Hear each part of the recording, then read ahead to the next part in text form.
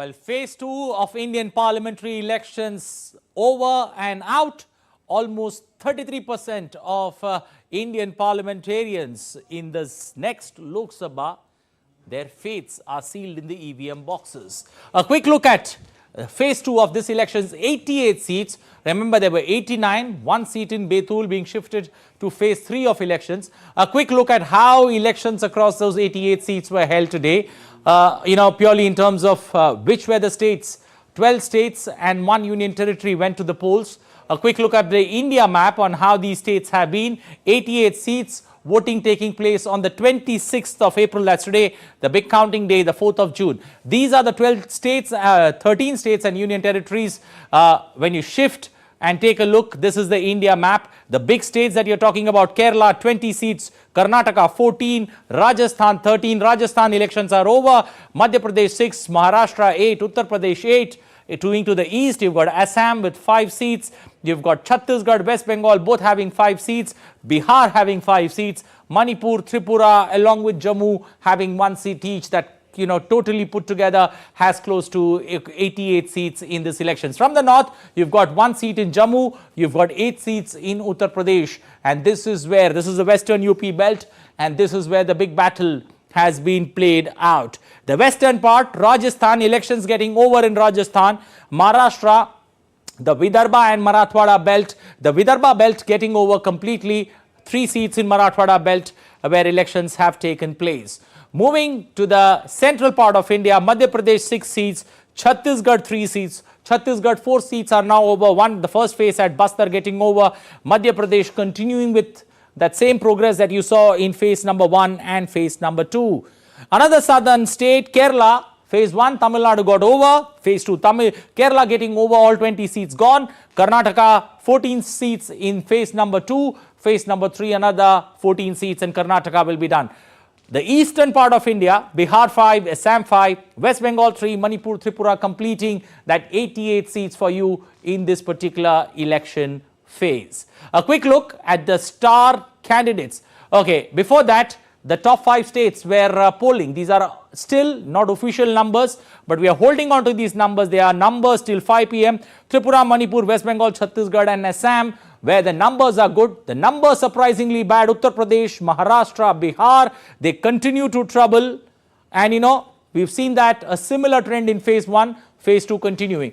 The big ticket, the star candidates in the election fray: Bhupesh Baghel from Rajnandangao. Remember, that's Raman Singh's base from where Bhupesh Baghel, the former chief minister of Chhattisgarh, fighting. Gajendra Singh Shekhawat from Jodhpur, another union minister. Navneet Kaur Rana fought as an independent in 2019, this time around fighting on a BJP ticket there from Amravati. Union minister, former union minister Mahesh Sharma there from Gautam Budh Nagar. Danish Ali, another face from Amroha, this time fighting on a Congress ticket. Dushyant Singh, the son of Vasundhara Raje there from Jhalawar in Rajasthan. The speaker of the Lok Sabha, the 17th Lok Sabha, Om Birla from Kota. Arun Govil, cine star who played the role of Ram, fighting from Meerut.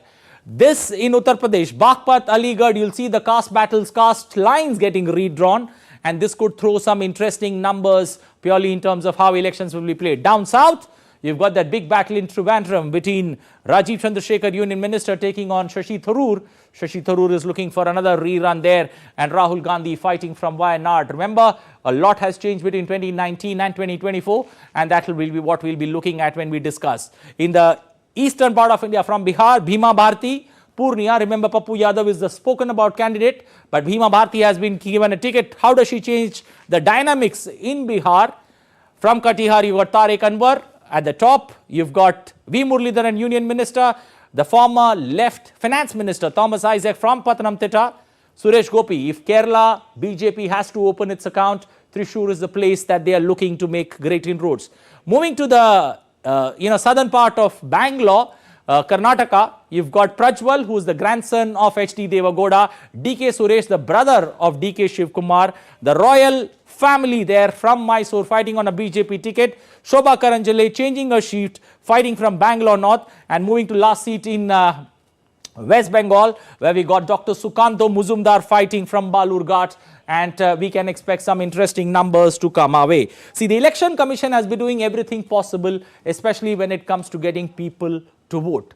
But how do people with special needs, what are the steps that the Election Commission takes to help people with special needs? Antra Sinha has more. Take a look.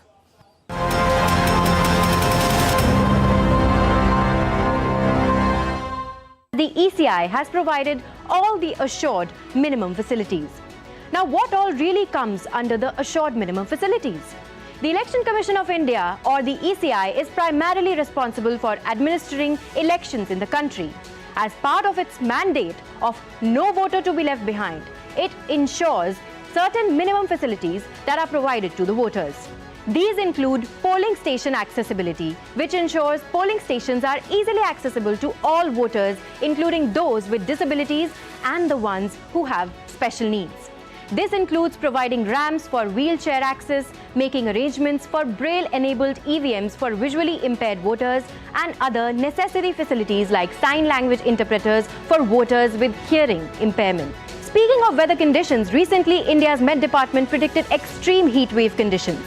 Keeping that in mind, the ECI convened a meeting and has set up a task force to review and mitigate the impact of the heat wave on the Lok Sabha elections. It's advisory to the voters, to the political parties, to the all stakeholders, our management of booths. So that is the first part. And second part, all the medical preparation of booths to combat heat if it is going to be different than what it was earlier.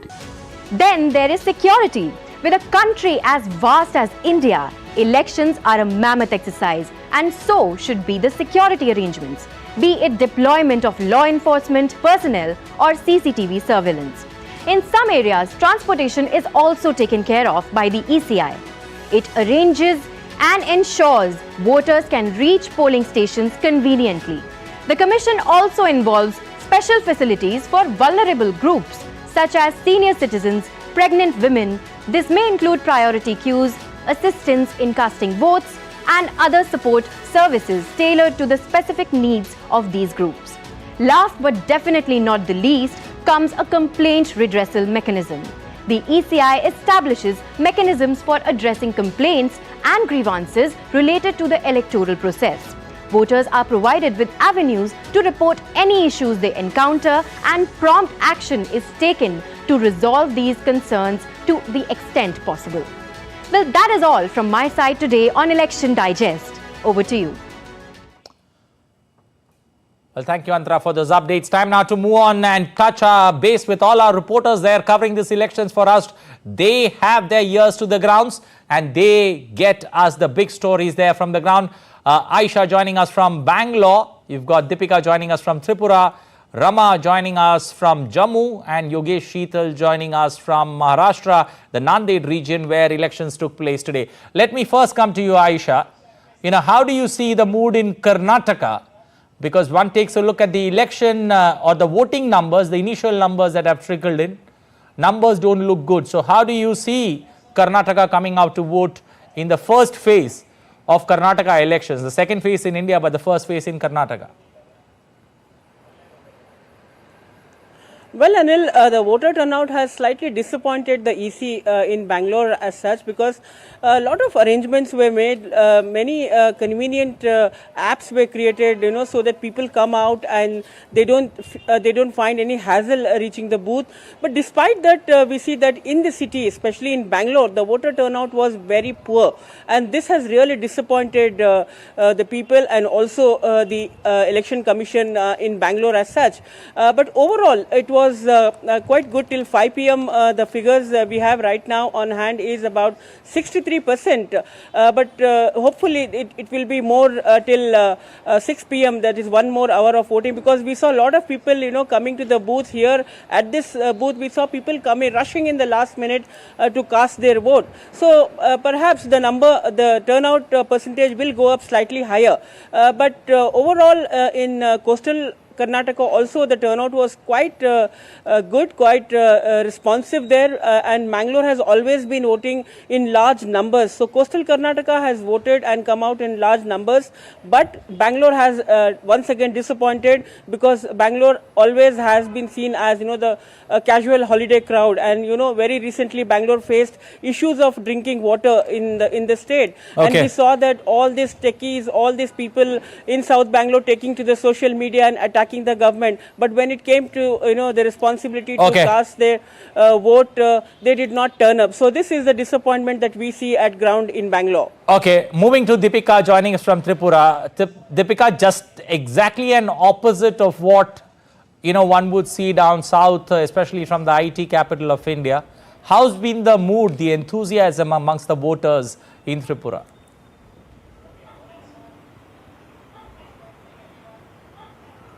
Very exciting, Anil. When we talk about the statistics here, 79.55% of polling percentage has been recorded till 5 p.m. We would have increased figure here when we would have the final voting polling percentage here. But till now, when we look at the figures over here, you would remember that the West Tripura constituency had a similar sort of polling voting percentage, which was crossing 80%. And now it has already touched 79.55%, which means it would further cross this and breach the 80% mark as compared to the first phase. Now, when I'll tell you the mood of the voters. Voters were actually treating this voting session as a get-together. On the polling stations, they were having get-togethers, they were celebrating, they were distributing toffees, they were distributing food items to each other and helping each other, and also the other officials who have come here from far-off places to facilitate the polling process. So altogether, it was a very celebratory and festive mood here in East Tripura that led to the stupendous polling percentage. Okay, let's shift to Jammu, where Rama joins us. Rama, what's the sense that you get one lone seat in Jammu? How's been the voting enthusiasm, and anything surprising that you saw? Yes, although it's only one seat, but it is very important seat, and the atmosphere was very enthusiastic, like the first when the first phase was held, and people came out in large number in front of the booth. Since 7 a.m. there were long queues. Okay. So youth, first-time voters, they came in large number. There was a provision of home voting, but still the people with disability and people, senior citizens, they came out from their houses. And when I asked the question that you got a privilege by election commission, but still you are at booth. So they were saying the same thing, that it is the festival of democracy and we want to come, because we are not first time voter. Every time we want to come at the booth and we want to mark our presence over here. Okay. So the sense was coming out that it is a privilege, but it is a big duty also. Okay. If you want the future of your dreams, you have to come out, and they have their issues. They were very clear about their issues. They wanted a strong government. Development was a big issue, and they want a strong government like first scale. Okay. So that is the sense. Okay, let's shift to Yogesh, who's joining us from the Nanded part of Maharashtra. Yogesh, Vidarbha, Marathwada region, the numbers don't seem to somewhere, cheer the election commission and also the political parties in the fray. These numbers, less than 60%, is that a cause of concern for all? Anil,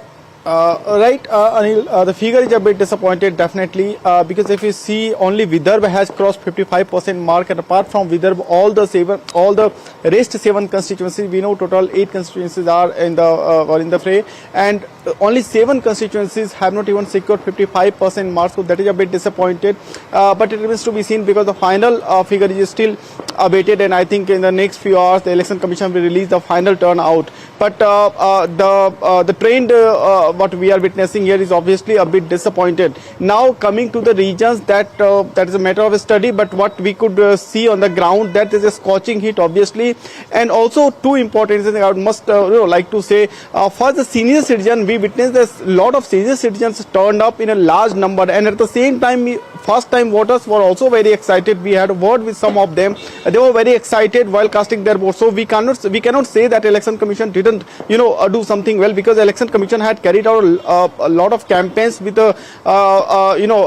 also other state machinery and the district level stakeholders. So attempts were made. Now it remains to be seen that why the voter turnout is concerned. But coming to the entire region, the voter turnout of Marathwada and Vidarbha region had also previously not a big success as in Tripura or any other states. So it remains to be seen what would be the final turnout. But definitely all the fates of 204 candidates are sealed now. Okay, I'll appreciate all four of you joining us this evening. Aisha joining us from Bangalore, Deepika joining us from Tripura, Rama joining us from Jammu, and Yogesh joining us from Nanded in Maharashtra. Appreciate you joining us, getting us all the latest updates as it unfolded on election voting day on the 26th of April. Well, time now to get the guests in the studios to deliberate on what's going right, what's going wrong in this phase of elections. Joining us, Akshay Raut, former Director General of the Election Commission of India, joining us. Also, Ashok Tandon, senior journalist, joining us in the studios to look forward to what's going right, what's going wrong. Let me open with Mr. Tandon. The numbers, once again, leaving you a bit disappointed, or would you say that there is no form of excitement that you see, and that's the reason why these numbers are caught in that 60 to 65% mark? You know, even after the first round, the final figures which came much later, they were not so disappointing. 65. Yeah, similarly, I think when the final figures of the second round will come, election commission, it may not be very disappointing, but the fact remains, when the elections are held in a very normal circumstances, there is nothing to, enthuse the voters to go to the polling booth with a vengeance. Now, this can happen only in two situations. One, if the people want to oust the incumbent government, they go to the polling booth with a vengeance, as we saw in 2014 elections. Okay. But when there is an excitement, like what happened in 2019 was, because the poll percentage went up, seats of the ruling party also went up, because there was a phenomena was related to the security of the country. The Balakot had happened, and people thought that the security of the country is very safe in the hands of the incumbent government. So the poll percentage went up and the number of seats of the ruling party went up. Now, this time round, there is no such phenomena which should be compelling the voters either to oust the government or to enhance the number of seats of the incumbent government. So the opposition apparently has failed to enthuse the people. Okay. The failure of the opposition to put up a united face also. People know that they cannot oust the government, and therefore, since the incumbent government is likely to win, so that has disappointed the anti-BJP voter, and at the same time, the pro-BJP voter saying that BJP is in any case coming to power. Okay. And weekend, last time also I said, the long weekend is one of the most culprits for, particularly for the first time voter, which you must have noticed what the Bangalore correspondent was saying. Okay. So this, I hope there are another 2 rounds which are going to take place, making it a long weekend. Okay, let me also get Mr. Raut in to this deliberation. Mr. Raut, how do you see this? Is it got to do, especially with 2 problems that Mr. Tandon spoke about? One, an extended weekend, at least across 4 phases that you see in these elections, or there is no TINA factor, and that's a cause of concern both for the incumbent government as well as for the opposition. Well, there are quite a few factors, and there is some situation in hand. Your correspondents have very rightly expressed some sentiment, and very genuine sentiments about disappointment in not great turnout. And Mr. Tandon was talking about political contestation largely. We need to understand that the whole voter turnout is factored on 2 premises. One is the electoral political contestation, about which Mr. Tandon was very rightly referring to. But I would focus a little more on the management interventions to get people in terms of good information, good motivation, and good facilitation. I think Election Commission is doing immensely on that. It goes down to the citizen Whether they are politically enthused or not enthused, that's another case. There is something called a nota as well. Just to come as a matter of right and duty, like something which is a civic duty and civic thing to do. They must come and vote, but many times they don't do, and particularly in urban centers, we are finding they fail to do.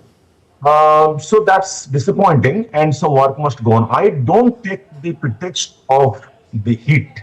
Why? Because Indian democracy is a reflection of toiling masses, people who go in hot weather to farming, Okay. to fishermen to the sea, and industrial worker to factories. So we can have excuses. Yes, there is a heat weather condition, hot weather condition, but that cannot be a full excuse for not turning up. There is one more thing, Anilji, which I must mention.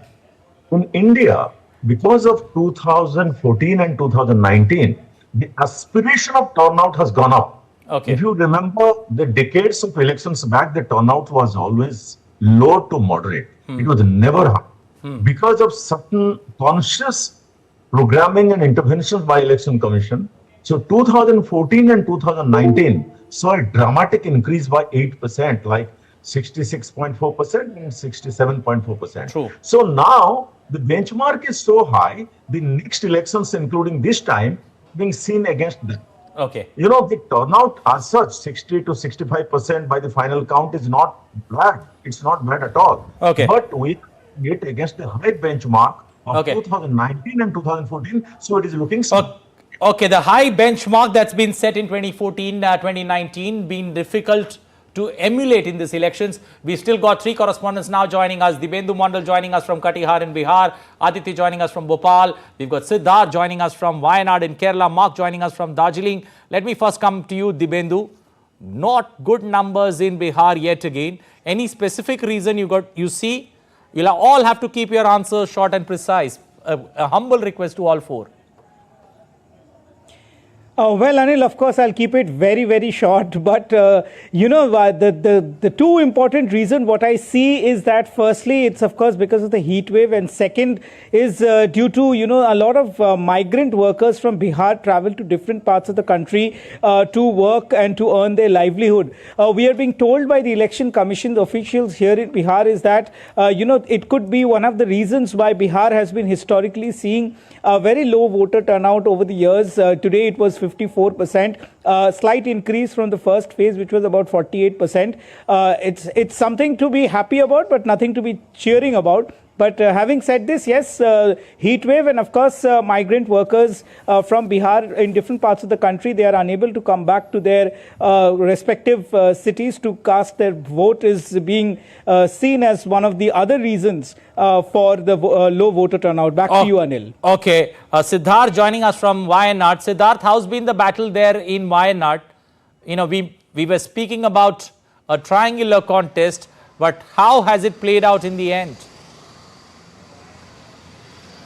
Certainly, it's a triangular contest, Anil, and it's no more UDF versus LDF. It's also a triangular contest now with BJP coming into the fray. Today, I'm here in Wayanad. It's considered as one of the most important constituencies and keenly watched constituencies, with certainly disappointing figures. Let me start with the numbers, Anil. The state voter percentage is 70.35, which was around 77% in 2019, and in Wayanad, where I'm right now, it's 72.85% as of 8:15 p.m. Okay. The final list is yet to come, Okay. but the numbers are disappointing. Okay, The final list will come tomorrow. We'll definitely get to see what the final tally will be. Okay, moving to Madhya Pradesh, where we got Aditya joining us. Aditya, looking at the numbers that I have, one takes a look vis-a-vis 2019, 2024. The numbers don't look encouraging. Any particular reason that you see in Madhya Pradesh? Mainly two reasons, Anil, we can say. One is heat wave. Another one is, the marriage season also. But we can say one more reason is that there are people think that political stability in the country. We can say there are these three reasons for decline the voting percentage. But in Madhya Pradesh overall, more than 48% voters cast their vote in Madhya Pradesh till 6 p.m. But this is not a final figure. We will wait for final figure. But the maximum voting in Madhya Pradesh in Hoshangabad recorded in Hoshangabad, which is more than 68%, and less voting recorded in Madhya Pradesh in Rewa, which is not more than 50%. But there are 3 seats where voting percentage across 60%, which is the Hoshangabad, Satna, and Tikamgarh. 2 important seats in this space. One is Tikamgarh, where Virendra Kumar, Union Minister Virendra Kumar, are in battle. And another seat is Khajuraho, where V.D. Sharma, BJP president, are in battle. Okay, thank you. Appreciate you joining us. Moving to Mark. Mark, good numbers there in West Bengal. Any particular reason? Because amongst the 4, you're the only one smiling. Well, Anil, actually, if you have to put it into context, because, the first phase, West Bengal polled about over 80%. And in this phase, it's polling only about 72%. Currently, of course, the final figures have to come out. But if we look at Darjeeling in particular, in 2019, it had polled close to 84%. So it's a significant drop since then. And Darjeeling Hills in particular have polled only in the early 60s at about 5 p.m. About 62%, which implies that it is a low voter turnout. And the reasons for this, unofficially, when I've spoken to people who were polling the polling stations at the booths, they said that most people, as Dibyendu was saying, they are migrant workers here. They mostly work outside Darjeeling since there are not too many job opportunities for the educated youth here. So they have to work outside, and they haven't been able to come back in time to vote this time round. So that's basically the main reason. But otherwise, we saw a lot of enthusiasm in the morning and the afternoon hours over here for polling. Okay, we'll leave it there. Appreciate all 4. Dibyendu joining us from Bihar, Siddharth joining us from Kerala, Mark joining us from West Bengal, and Aditya joining us from Bhopal. Appreciate your joining us. Mr. Tandon, a quick word, especially with regards to now. Do you feel the Election Commission is sweating? Looking at these numbers, the summer collection, I would put it that way, the summer collection not looking good. I don't think Election Commission would be disappointed, because the Election Commission has made, I think, perfect arrangement, very elaborate. The reason for low turnout, according to me, is political. See, when there is no fight, when the foregone conclusion, people are, they get relaxed. And unfortunately, it is the situation in both the camps. The opposition has not been able to convince the people that they can oust this present government. And therefore, the dissensions within the opposition, there is no leader who has been projected, and the kind of, look at it, in Kerala, the Indi Alliance is fighting against Indi Alliance. The left front candidate is challenging. Is the Congress perhaps the most popular or the powerful leader? Rahul Gandhi, is being challenged by the left front in Kerala. Now, what message the opposition is trying to give? So, this may be one of the reasons all over the country, people know that there is hardly any contest. On the other hand, there is a complacency factor within the pro-BJP voter also. And therefore, they think it's a foregone conclusion. So that is politically, I think that is happening across the country. Okay, a quick word from Mr. Akshay Raut. Mr. Raut, do you feel now with 2 phases over, 33% of parliamentarians' fate being decided in these 2 phases, 190 seats over and out, is there something that the Election Commission needs to do different in the next 5 phases? I think Election Commission is incessantly working on it. After the phase 1, there was a 4% drop. And it has worked a lot, and particularly got those people who deal with matters of hot weather conditions to huddle in Delhi and to find way out, and a lot of things have been done. You just give one symbolic piece of intervention which Commission does. They provide voting from home for 85 years plus. What more can be done by any election management body anywhere in the world? And I don't have anything much to speak in defense of people who do not vote, whether they are in city dwellers, elites, or the youth who are supposed to have the destiny of the country in their hand. All the points which Mr. Tandon is mentioning about political contestation being there, not there, those are fine. There will be situations of life, there will be hot weather condition, there will be distance, there will be anything. But people failing in this, they don't have much to in their defense. Yes, one thing that your correspondents mentioned, there is a situation relating to migrant workers. And I think has to be a political consensus to build system to enable the migrant workers to vote. Okay. Okay, that's a valid point and that needs to be pondered upon. Meanwhile, the Great Indian Election is your one-stop show on weekdays on all that matter. We finished 2 phases of election. What do we have on Monday night? Let's take a sneak peek. Western state of Gujarat goes to the polls on May 7th. BJP's dream run for 25 seats look in control yet again. The land of Mahatma Gandhi witnesses a political battle that could redefine the world's largest democracy. Watch why Gujarat matters in 2024 on the Great Indian Election at 8:30 p.m. IST, only on DD India.